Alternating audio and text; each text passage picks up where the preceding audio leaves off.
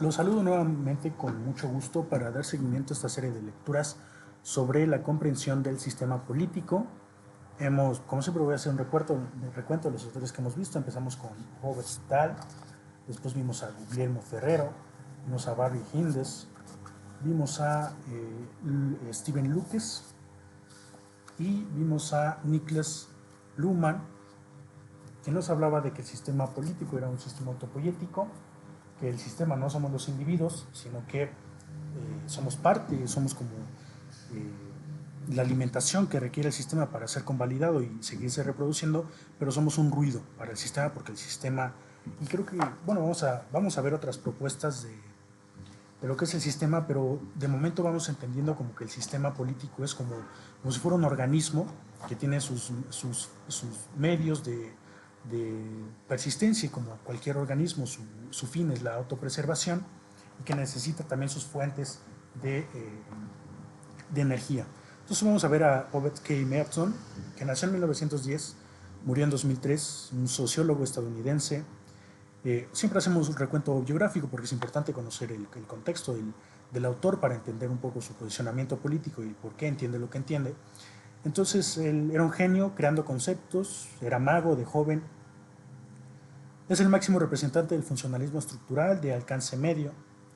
A diferencia de autores que querían explicar todo el universo con una sola teoría, como Parsons, que nos hizo la estructura del funcionalismo para englobar todos los aspectos de lo social y decir cómo están en concordancia, ¿no? Con eso quería explicar todo lo que pasa en la sociedad.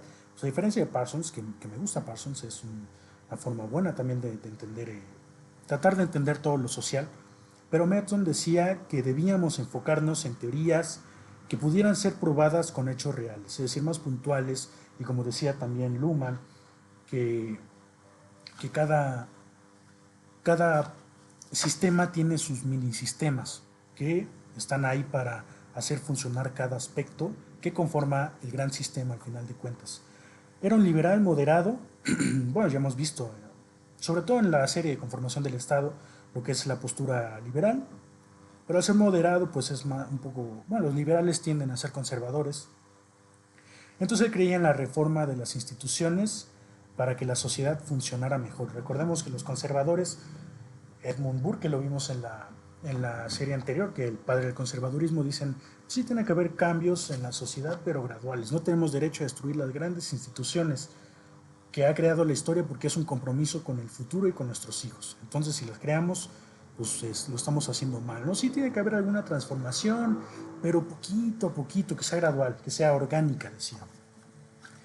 Entonces, vamos a leer a Merton con su teoría y estructura social. El primer punto nos habla de las funciones manifiestas versus latentes, o sea, las funciones manifiestas contra las latentes. Es su distinción más famosa. Primero habla de las funciones manifiestas. Ya hemos visto también con otros autores justamente lo que es las tres dimensiones, que las vimos con Stephen Lucas. Él nos hablaba de las tres dimensiones del poder. Decía que Robert Dahl era obtuso y que solamente hablaba de una dimensión, que es lo observable.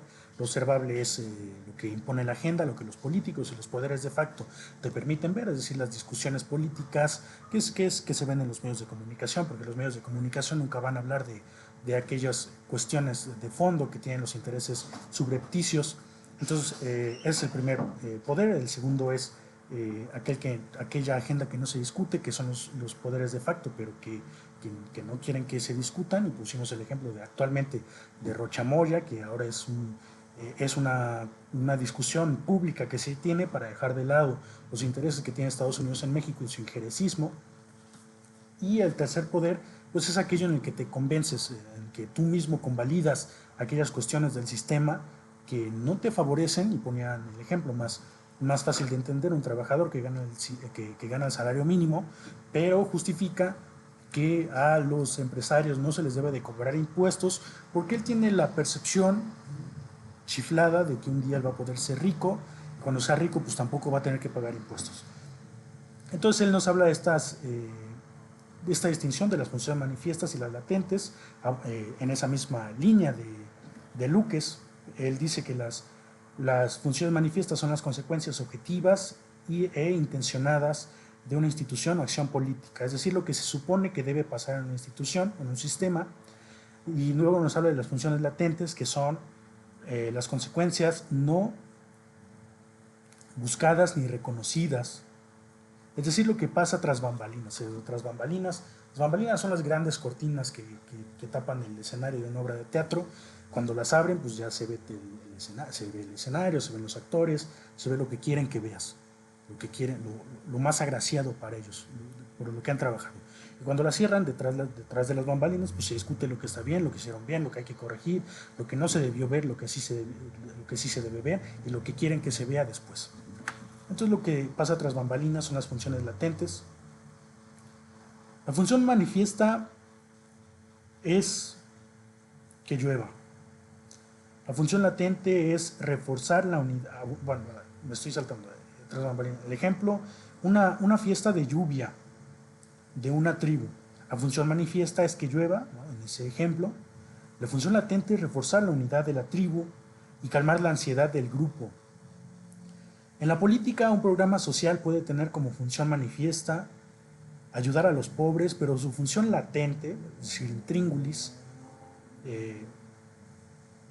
podría ser asegurar votos para el partido. Después vamos al siguiente punto, donde nos habla de las disfunciones. A diferencia de otros funcionalistas que decían que todo en la sociedad era bueno porque ayudaba al equilibrio, esto es una idea de la estructura del funcionalismo que dice que al final de cuentas es bueno que todos los grandes aspectos de la sociedad estén interconectadas, porque si una llega a fallar, las otras hacen lo posible y lo imposible para tapar ese hueco argumental o hueco legal o hueco del sistema. Entonces es como un equilibrio al final de cuentas lo que argumentan los estructuralistas. En la diferencia dice que hay estructuras que pueden ser disfuncionales, es decir, que restan adaptabilidad o ajuste al sistema. Por ejemplo, la burocracia se crea para ser eficiente, una función manifiesta. Pero cuando el funcionario se obsesiona tanto con las reglas que olvida ayudar al ciudadano, la burocracia se vuelve disfuncional porque entorpece el sistema en lugar de ayudarlo. Muy entendible esto, desde luego. Yo diría para el estructural funcionalismo que más que un equilibrio, pues es una autovalidación del sistema, porque que la iglesia y la religión y la familia, no, estoy hablando de instituciones, y el derecho,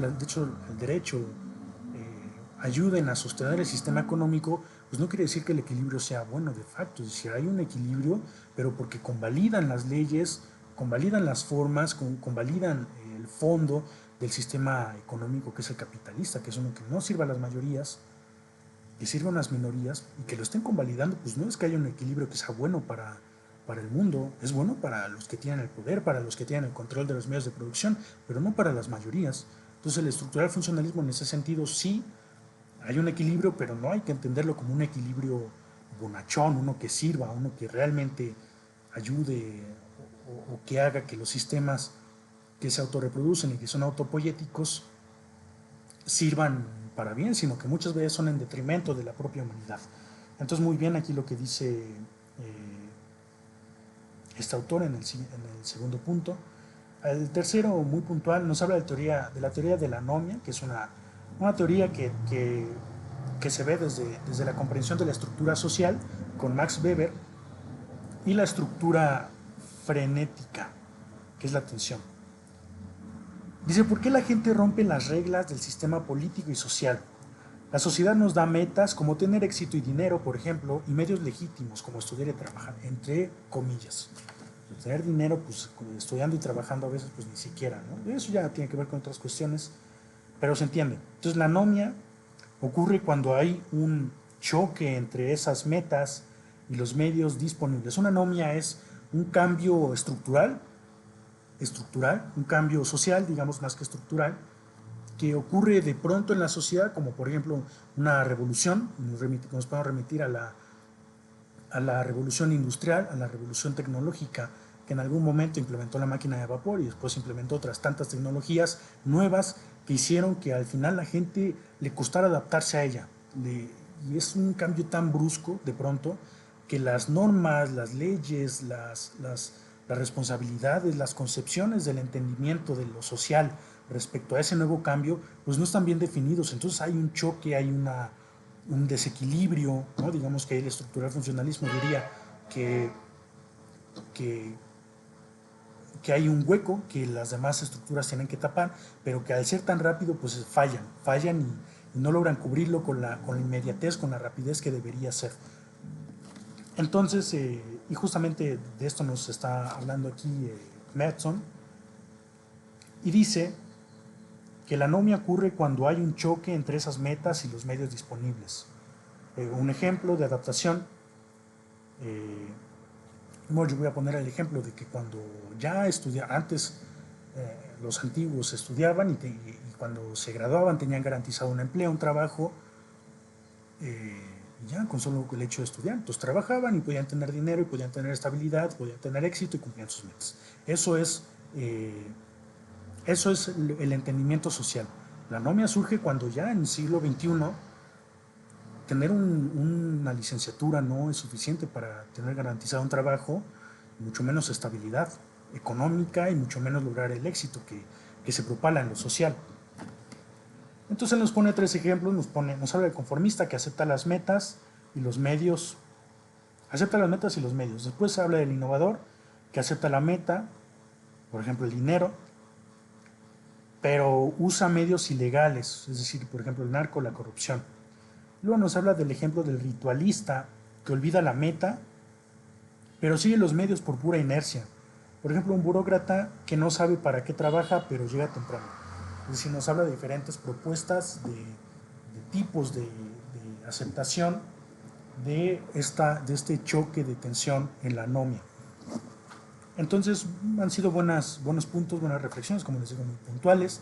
De estos ejemplos se pueden derivar muchos ejemplos y comprender más a fondo lo que es la aportación de Merton.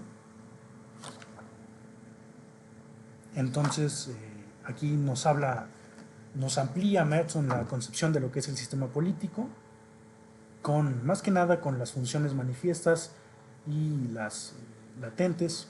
Y por último nos deja la reflexión de qué funciones latentes tiene el Estado mexicano y qué disfunciones, ¿no? Aquí con estos conceptos que nos abona Merton, tenemos que plantearnos cuáles son las funciones latentes que tiene el Estado mexicano. O sea, porque una cosa es el discurso y bueno, ahí ya vamos a entrar en más complejidades que no son directamente de esta serie, porque en esta serie queremos entender estrictamente lo que es el sistema político. Entonces hasta aquí lo vamos a dejar. El siguiente autor que nos toca son muy buenos autores. Es uno que es Fuego, uno que me gusta bastante. Es David Easton, muy buena reflexión, muy buena lectura la de él. Entonces vamos a seguir dando lectura a esta serie de reflexiones y les agradezco mucho por su atención.